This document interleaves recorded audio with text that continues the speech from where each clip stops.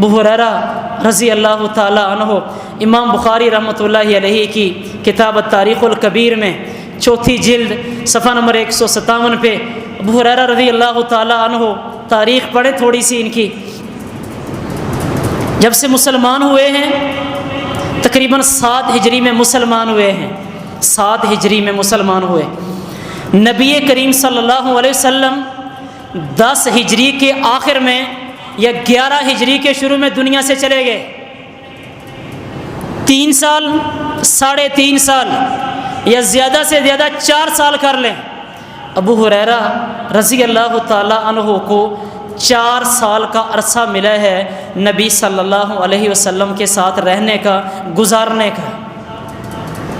اور ان 4 سالوں میں کوئی موقع ضائع نہیں کیا، ہر وقت اللہ کے رسول صلی اللہ علیہ وسلم کے ساتھ بیٹھے رہتے تھے۔ دین کی اتنی محبت لے کے ابو ہریرہ رضی اللہ تعالیٰ عنہ فرمایا کرتے تھے، صحیح بخاری میں آتا ہے، کہتے ہیں میں اللہ کے رسول علیہ الصلوۃ والسلام کی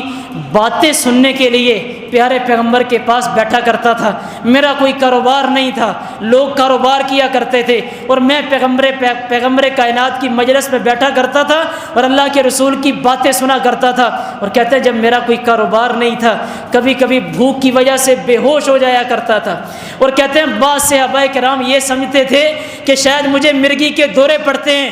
اور فرمایا کرتے تھے صحابہ کرام کو کہ صحابہ ابو ہریرہ کو کوئی مرگی کا دورہ نہیں پڑتا، یہ بھوک ہے، اور بھوک کی وجہ سے ابو ہریرہ بے ہوش ہو کے گر جایا کرتے تھے۔ اور کہتے ہیں یہ کیفیت بھی بنی ہے، اللہ کے نبی گھر میں ہوتے تھے، صحابہ کرام بسا اوقات اللہ کے رسول علیہ الصلوۃ والسلام کے گھر میں تیزی کے ساتھ جانے کے لیے دوڑتے تھے، ابو ہریرہ بے ہوش ہو کے گرتے تھے، اور کہتے ہیں بعض صحابہ کرام کے پاؤں میری گردن پہ آ جایا کرتے تھے، میں نیچے گر جایا کرتا تھا، اور اللہ کے رسول علیہ الصلوۃ والسلام کے پاس 4 سال کا عرصہ گزارا ہے۔ آج حدیث کی کوئی کتاب اٹھا کے دیکھیں، حدیث کی ہر کتاب کے ہر صفحے پہ آپ کو ابو ہریرہ رضی اللہ تعالیٰ عنہ کی حدیث ملے گی۔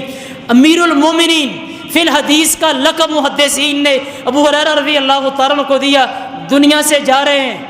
آخری وقت ہے، سلم بن بشیر تابعی ہیں، ان کے شاگرد ہیں، آئے ہیں ان کے پاس، اور ابو ہریرہ رضی اللہ تعالیٰ عنہ مسلسل رو رہے ہیں، مسلسل رو رہے تھے، اور سلم بن بشیر آ کے پوچھتے ہیں کہ ابو ہریرہ کیوں رو رہے ہو، کس لیے رو رہے ہیں، رونے کی وجہ کیا ہے؟ اور ان کے ذہنوں میں یہی تھا کہ ابو ہریرہ آپ نے تو زندگی کا کوئی لمحہ ضائع نہیں کیا، ساری زندگی آپ نے تو پیغمبر کائنات کے ساتھ گزاری ہے، رونے کی وجہ کیا ہے؟ آج دن میں 5 وقت کی نماز پڑھ کے میں رات کو اتنا سکون میں ہوتا ہوں کہ شاید میں نے پتہ نہیں نیکیوں کے پہاڑ اکٹھے کر لیے۔ بن بشیر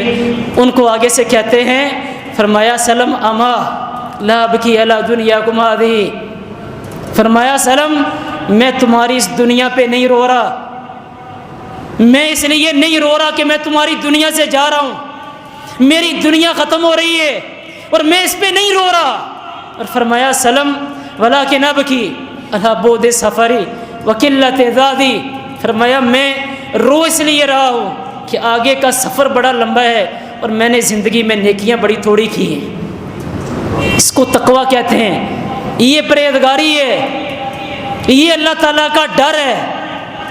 اللہ تعالیٰ ہمیں کم از کم اتنا تو بنائے، ہم اتنا بننے والے تو بنیں۔